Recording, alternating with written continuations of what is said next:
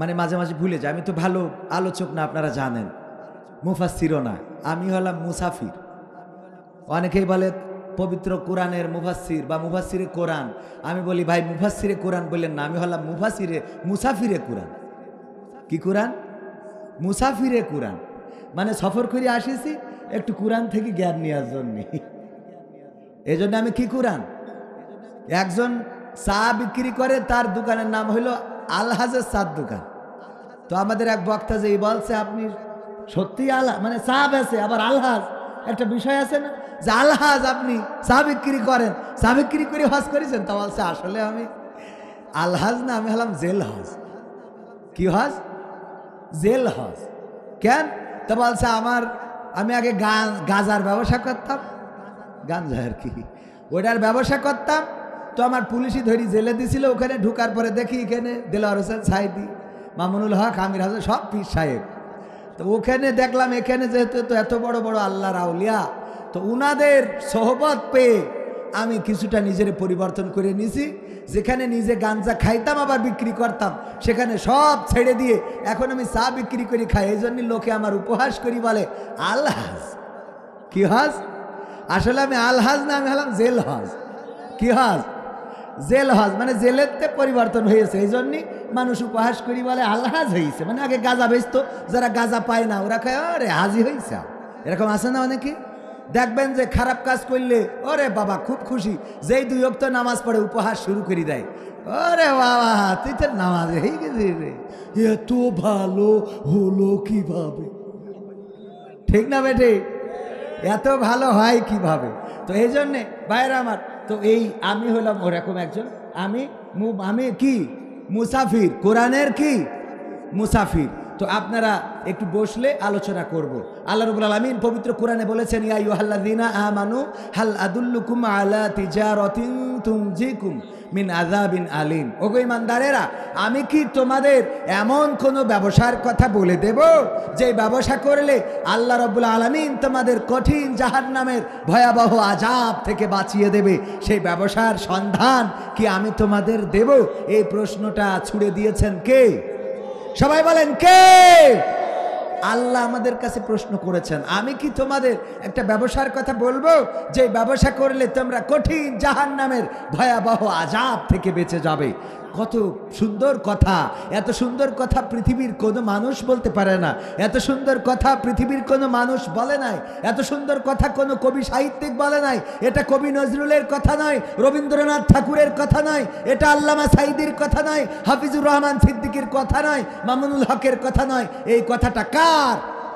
আল্লাহ প্রশ্ন করেছেন, কোন ব্যবসা কি ধরিয়ে দেব যে ব্যবসা কঠিন জাহান্নামের ভয়াবহ আযাব থেকে বাঁচিয়ে দেবে?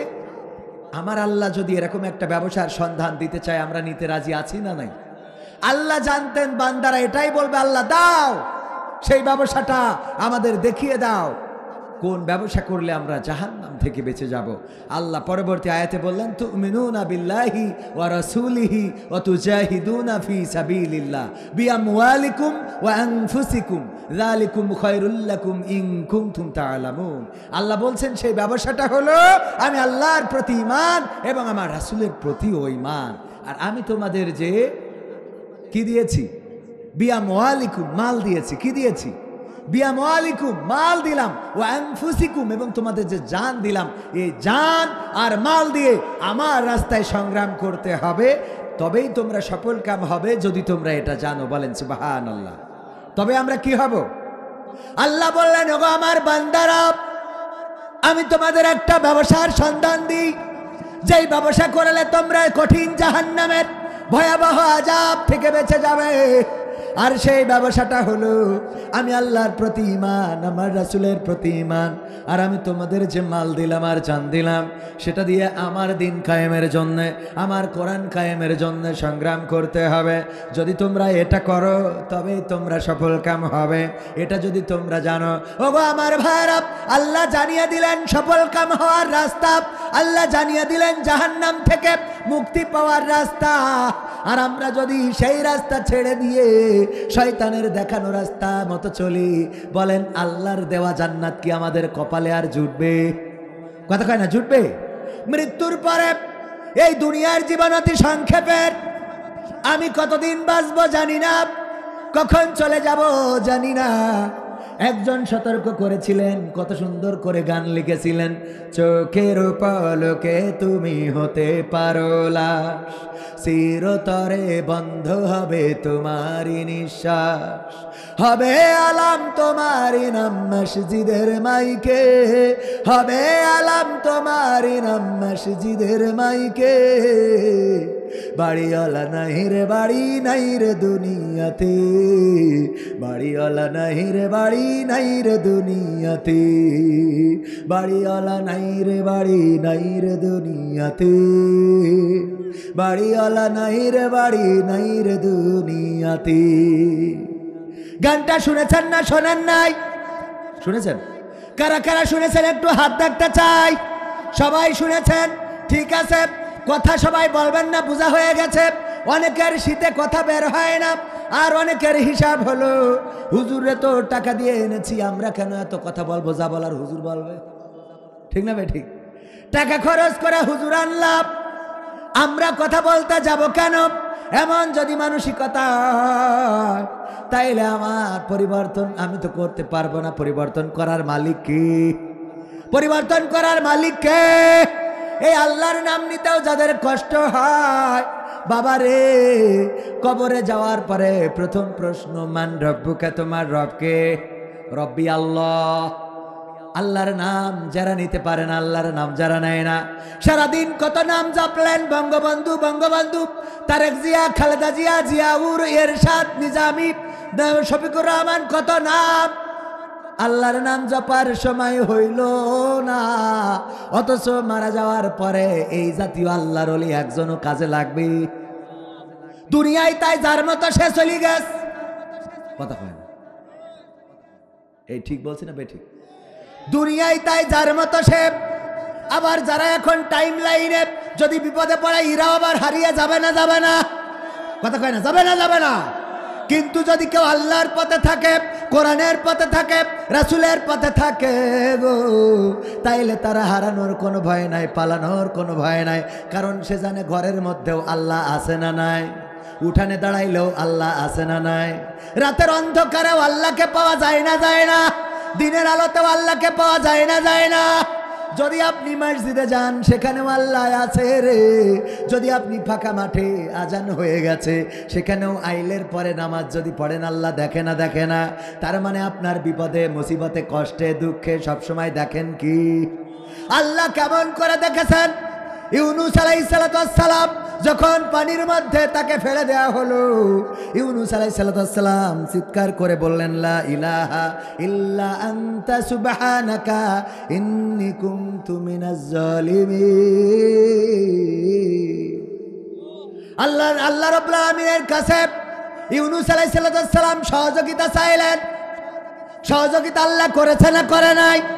ডাকলেন কাকে? আল্লাহ সাড়া দিলেন। আল্লাহ বললেন, ওগো ইউনুস, তুমি যখন ডেকেছো ওই গভীর রাত, রাতের অন্ধকার, আর তুমি পানির মধ্যে তলিয়ে গিয়েছিলে, পানির অন্ধকার, আর তুমি মাছের পেটের মধ্যে ছিলে, মাছের পেটের অন্ধকার, তাইলে পর্দা কয়টা? জোরে বলেন কয়টা? 1 নম্বর মাছের পেটের অন্ধকার, 2 নম্বর পানির অন্ধকার, 3 নম্বর রাতের অন্ধকার। এই অন্ধকারের মধ্যে থেকেও যখন আল্লাহর নবী ডাক দিলেন, আল্লাহর নবীর ডাক শুনলেন কি?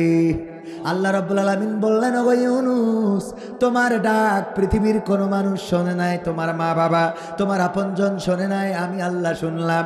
আর আমি ওই মাছের পেটের মধ্যে যন্ত্রণা বাড়িয়ে দিলাম। মাছ আর তোমারে হজম করতে পারলো না, বরং তোমারে আবার নদীর কিনারায় নিরাপদ জায়গায় তোমারে আবার উগরে দিয়ে চলে গেল গো। ওগো ওগো ইউনুস, দেখো আমি আল্লাহ তোমার কেমন রব।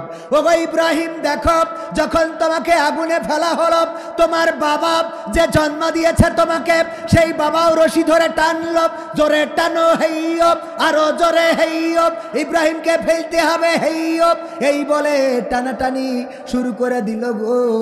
কিন্তু আমি আল্লাহ তোমারে বললাম না, কারণ তুমি বলেছিলে, ইন্নী ওয়াজ্জাহতু ওয়াজহিয়া লিল্লাযী ফাতারাস সামাওয়াতি ওয়াল আরদ হানিফাও ওয়া মা আনা মিনাল মুশরিকিন।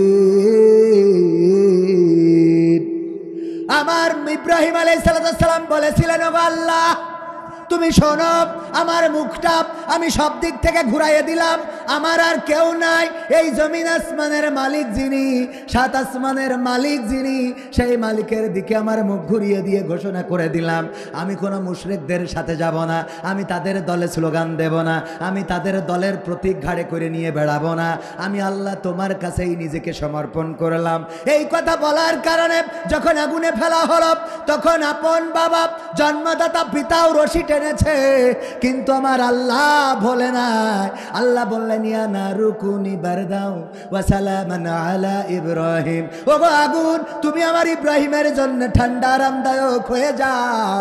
ঠান্ডা আরামদায়ক হয়ে গেল, ফুলের বাগান হয়ে গেল।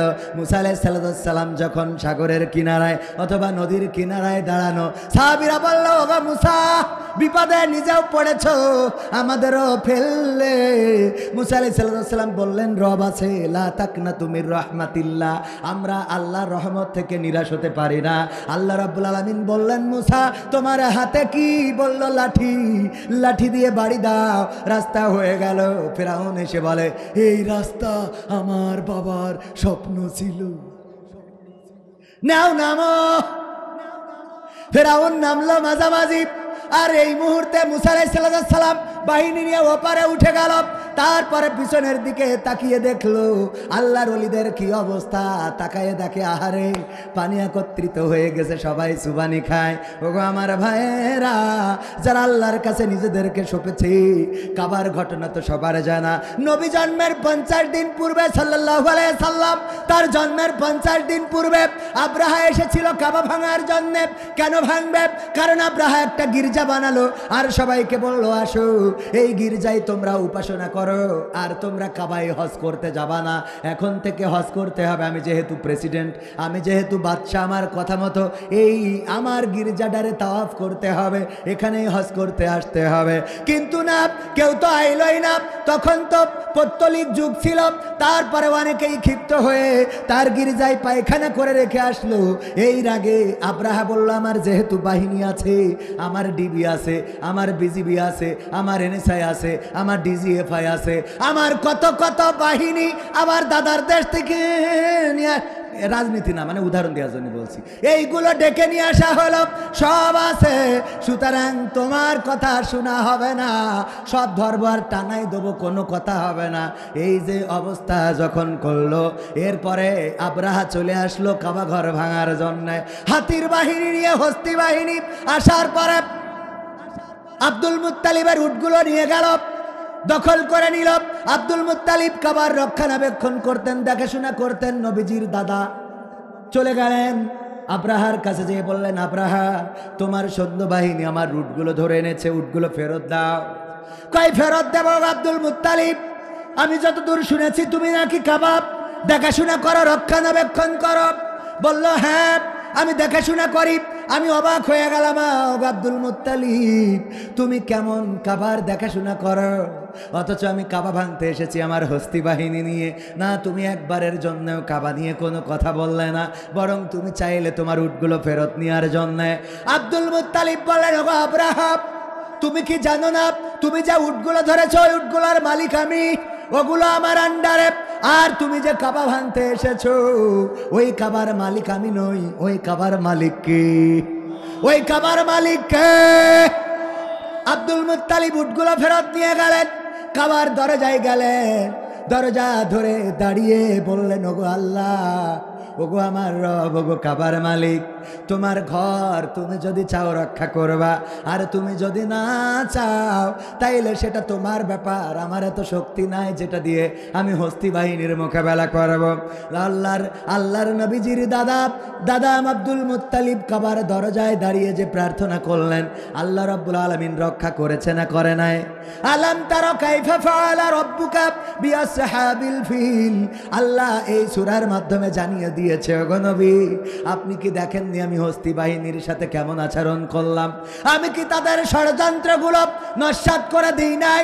আমি তাদের উপরে পাঠিয়েছিলাম ঝাঁকে ঝাঁকে পাখি, আর তারা নিক্ষেপ করেছিল ছোট ছোট কঙ্কর, আর তাতে করে তারা পশুর চর্বিত ভুসির ন্যায় হয়ে গিয়েছিল।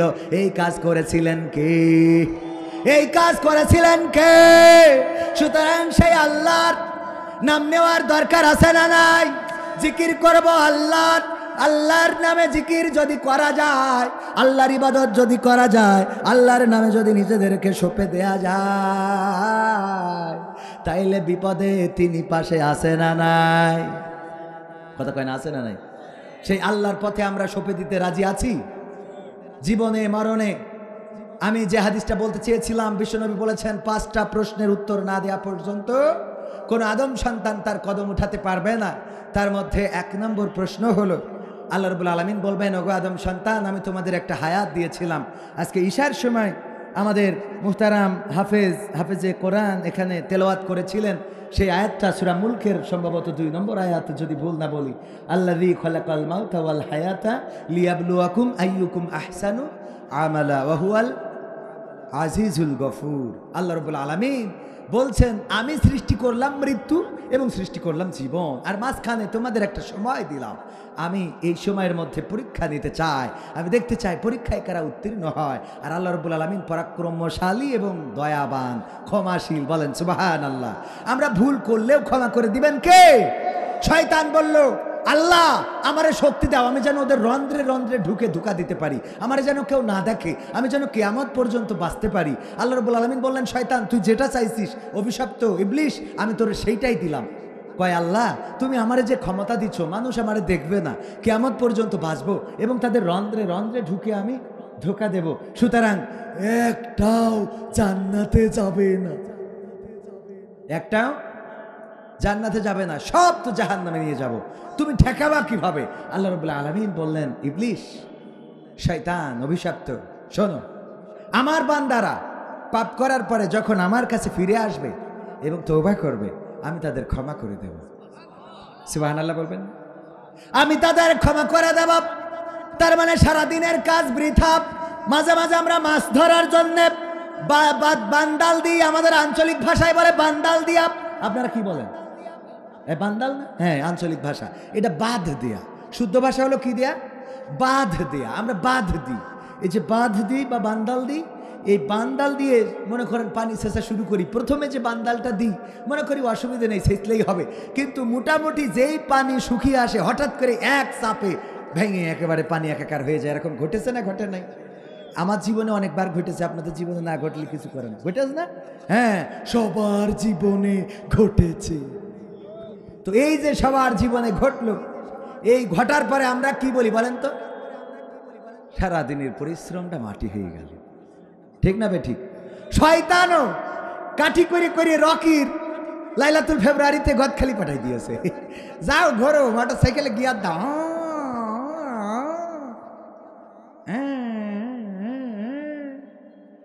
আছে না নাই? গিয়ার দিয়ে রাত্রি হঠাৎ মনে হয়েছে, আল্লাহ আমি করলাম কি, এটা ঠিক হয় নাই, সিজদায় পড়ে গেছে, তওবা করলো। শয়তান খালি জিবে কি করলাম, সারাদিনের কষ্ট মাটি হয়ে গেল। আল্লাহ ক্ষমা করে দিয়েছে, শয়তানের কষ্ট মাটি হয়েছে না হয় নাই? তবে একটা বিষয়, শয়তানের যে ধৈর্য, এই ধৈর্য যদি আমাদের থাকতো, আমরা সবাই সফল হইতে পারতাম। কি হইতে পারতাম?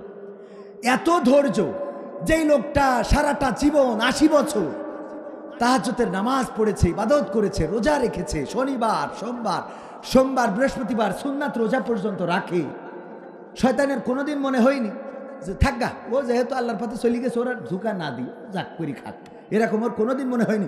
ও মরে যাওয়ার দিনে বলছে আজকে তো জহর পড়তে হবে না, যাহাই হইবে না। কত বড় শয়তান, ঠিক না বে ঠিক? মরে যাওয়ার সময়ও মানে ওর যে ধৈর্য, আমি অবাক হয়ে যাই, মাঝে মাঝে চিন্তা করি, আমি ওর সাথে দেখা হলে বলতাম তোর মুরিদ হওয়া দরকার, এত ধৈর্য তোর হয় কিভাবে? একেবারে মৃত্যুর আগ পর্যন্ত মসজিদের ইমাম সারাটা জীবন ওয়াজ করলো, আত্মহত্যা করা যাবে না, জাহান্নামে যেতে হবে, এই ইমামরে কাটি করে আত্মহত্যা করা দেয়। কথা কয় না? যেই হুজুর সারা জীবন বললো প্রেম করা যাবে না, হঠাৎ দেখা যায় আরেকজনের খাটের তলে যেয়ে বসে রয়েছে। কথা কয় না? কত বড় শয়তান, অবাক হয়ে যায়, অবাক হতেই হয়। এরপরে 2 নম্বর, 1 নম্বর কি তাইলে? 1 নম্বর কি? তোমাদের জীবন দিয়েছিলাম, কোন পথে ব্যয় করেছো? 2 নম্বর, আমি তোমাদের যৌবন কাল দিয়েছিলাম, এই যৌবন কালে নৌকা নিয়ে লাফালাফি করেছো নাকি দাড়ি পাল্লা নিয়ে, নাকি ধানের শীষ নিয়ে, নাকি আমার কোরআন নিয়ে, এর কৈফিয়ত তোমাদের দেয়া লাগবে। এই গেল কয় নম্বর? 3 নম্বর, আল্লাহ রাব্বুল আলামিন বলছেন অর্থ কোন পথে আয় করেছো, কোন পথে আয় করেছো এটার হিসাবও দিতে হবে। আপনি দোকান খুলে রাখিছেন আর পিছনে গাঞ্জার ব্যবসা করেন, আল্লাহর ওলি আছে না নাই? ফার্মেসির আন্ডারে অ্যাম্বুলেন্সে করে লাশ নিয়ে যাচ্ছে, কি নিয়ে যাচ্ছে? লেখা রয়েছে লাশবাহী অ্যাম্বুলেন্স, ওর মধ্যে দেখা যায় কফিন করা রয়েছে, কিন্তু সব ফ্যান্সি ডাইলের বোতল। সুবহানাল্লাহ, ও নাউজুবিল্লাহ। কের বোতল? একেবারে লাশ বানায় সুন্দর করে কাফন করি ওকে জানাজা দিতে নিয়ে যাচ্ছে। কত বড় আউলিয়া! এই এরকম ঘটে না? ঘটে না? ঘটে। এরপরে আরো যদি বলি, এই যে আই ইনকাম পিছন দিয়ে করে, খুব পরেশগার হাজি মানুষ, কিন্তু পেনশন পাইছিল, পেনশন পাওয়ার পরে 40 লক্ষ টাকা সোনালি দুপালি রূপালি ফুপালি ব্যাংকে রেখে দিয়েছে, রেখে দিয়ে তো আর ইন্টারেস্ট খায়, ইন্টারেস্ট খায়। আমির হামজা ভাই বলছে যে ওইটা তো সুদ, গুনাহ হবে। তা বলছে গুনাহ হলো আমার কি? তা বলছে কেন? তা বলছে ওকে আমার নামে, তা কার নামে? বলছে বোন নামে রেখে দিস। ও গুনাহ হলো আমার কি? ও তো বোন নামে। কত বড় শয়তান! বোর যাই জাহার নামে যাই, যাক বউ যাক। ও যা কি খারাপের খারাপ রে তুই, হ্যাঁ? আল্লাহ হেদায়েত নসিব করুন, বলেন আমিন। আমি তো বলি আগে বউ জান্নাতে যাক, তারপর আমার যা হয় হইবে না, ঠিক না বে ঠিক? তাহলে কয় নম্বর গেল? 3 নম্বর। 4 নম্বর কি? এই অর্থ কোন পথে ব্যয় করেছো, এই অর্থ কথা কয় না, কোন পথে ব্যয় করেছো। আয়টা যদি খারাপও হয়, ব্যয়টা অন্তত ভালো করেন, করার দরকার আছে না নাই? অনেকেই ফতোয়া দেয় যে সুদের টাকা, ঘুষির টাকা, হারাম টাকায় কুরবানি দিলি কুরবানি হবে না। আমি কইছি হোক আর না হোক ওর কুরবানি দিতেই হবে, বাধ্যতামূলক। কেন বাধ্যতামূলক? তুমি যে ফতোয়া দিলে ও সুদের টাকায় ঘুষির টাকায় কুরবানি দিলে হবে না, তোর সাথে কি ফেরেশতা গিয়ে কইছে নাকি? সোয়াব লেখে তো ফেরেশতা, তুই খাতা দেখেছিস? কথা কয় না। এই দেখেছে সে? আল্লাহ বলছে যারা পরিমাণ ভালো কাজও দেখাবে, যারা পরিমাণ খারাপ কাজও দেখাবে। তা কুরবানি করিস, এটা ভালো না খারাপ কাজ? তো এটা যারা পরিমাণ হোক, অল্প অল্প একটু হোক, ওই ছাগলে তার জান্নাত দেয় দিক নাই জাহান্নাম দেবে, তা তোর অসুবিধা কি? তুই যখন বলিস ওতে কুরবানি হবে না, ও ওই টাকা দিয়ে এবার চলে যায় যশোরে, যে এই পরিমাণের সাথে রাত কাটায় চলে আসে, তাহলে তুই ওর আরো খারাপ বানিয়ে দিবি। কথা কয় না? এইসব পাকামো কথা আমার কাছে চলবে না। তুমি মানলি মানো, না মানলি নাই। বলবা যে আমি কত বড় জ্ঞানী হয়েছি, দরকার নেই। জ্ঞানী তোমরা, তোমাদের জ্ঞান আছে, আমি এটা মানি। তোমরা আমাদের উস্তাদ, কিন্তু আমাদের উস্তাদ বলি একজন খারাপ পথে ইনকাম করেই ফেলাইছে, টাকা তো ঘরেই চলে গেছে। এখন ওই টাকা ভালো কাজও ব্যয় করতে দেবে না, মসজিদ বানাই দেবে না, মাদ্রাসা বানাই দেবে না, আমাদের গ্রামের মতো হবে। দুইজনে হ্যাঁ হ্যাঁ করিয়েছে, তো করার পরে ওই দুজনের ধরিয়ে জরিমানা করিয়েছে। তো জরিমানা করার পরে কয় টাকা? তখনকার সময় 3000 টাকা। কয় হাজার? 3000। এই 3000 টাকা জরিমানা করি, এখন এই টাকা কনে লাগাবে এই নিয়ে টেনশনে। তো কি করা যায়? একজন পরামর্শ দিলে এই টাকা তো মসজিদেও লাগাইনো যাবে না, ভালো কাজেও লাগাইনো যাবে না, তাহলে কি করতে হবে? বলছে এই টাকা পায়খানা ঘর বানাইনো যাক মসজিদের। তো বলছে মসজিদে যদি কেউ পায়খানা ঘর বানায়, সেখানে যদি কেউ হাগে তাও সোয়াব। তো তাহলে তো এ কাজ এখানেও করা যাবে না, তাহলে কি করা যায়? এক শয়তান বুদ্ধি দিলে, চলো আমরা একটা টেলিভিশন কিনে আনি। টেলিভিশন কিনে এনে বটতলে একটা ক্লাব ঘর বানিয়ে লাগাই দেবো, ওখানে টেলিভিশন দেখে যত গুনাহ হবে সব ওরা পাবে। বুদ্ধি ভালো না? এইবার টেলিভিশনেরটা কিনে এনে, ব্যাটারির যুগ, ব্যাটারি চার্জ দেওয়া আনতে হতো, ওই টেলিভিশন মোড়ে লাগাই দিয়ে তো ইচ্ছা করি 5 ওয়াক্ত টিভি দেখে। ওকে যদি বলি এই গুনাহ হয় না, কয় সব গুনাহ ওই অমুক যায়। বলছে আমরা কিনেছি ওর গুনাহ বাড়াইনোর জন্য, কারণ ও খারাপ কাজ করেছে, সে খারাপ কাজের গুনাহ জানো ওর আমল নামায় যায়। কত বড় শয়তান! এ সহ্য না করে পারা যায়? তো এই জন্যে আয়টা যদি খারাপও হয়, ব্যয়টা ভালো করেন। কবুল করা না করা কার ইচ্ছা। তাই বলে আবার ভালো কাজে ব্যয় করার জন্য খারাপ কাজ দিয়ে আয় করেন না যেন। যেটা হয়ে গেছে, হয়েই গেছে যেটা, ওইটা নিয়ে তো আর কথা বলে। 16 বছর তো চলেই গেল, ঠিক না বে ঠিক? 16 বছর তো হয়েই গেছে, সুতরাং ও নিয়ে আর দুঃখ করি কি হবে? আয় যেহেতু করি ফেলেছেন, কিছু মসজিদ মাদ্রাসায় দেওয়ার দরকার আছে না নাই? দিতে রাজি কারা কারা? একটু হাত উঁচু করেন তো। সবাই রাজি? হাত উঁচু করেন দেখি। টানটানি করেন না, করছেন কেন? একটু জোরে এরাম করেন, এরাম এরাম শক্ত করে টানটানি। বাম হাত নামা, নামাইছে? ডাইন হাত এই তুলিনি কি রাখেন? ডানি ভাই একটু তাকান দিন, দেখেন কি ডাইন হাত তোলেন একটু ভাই। আমি না, আল্লাহর দেখান, আল্লাহ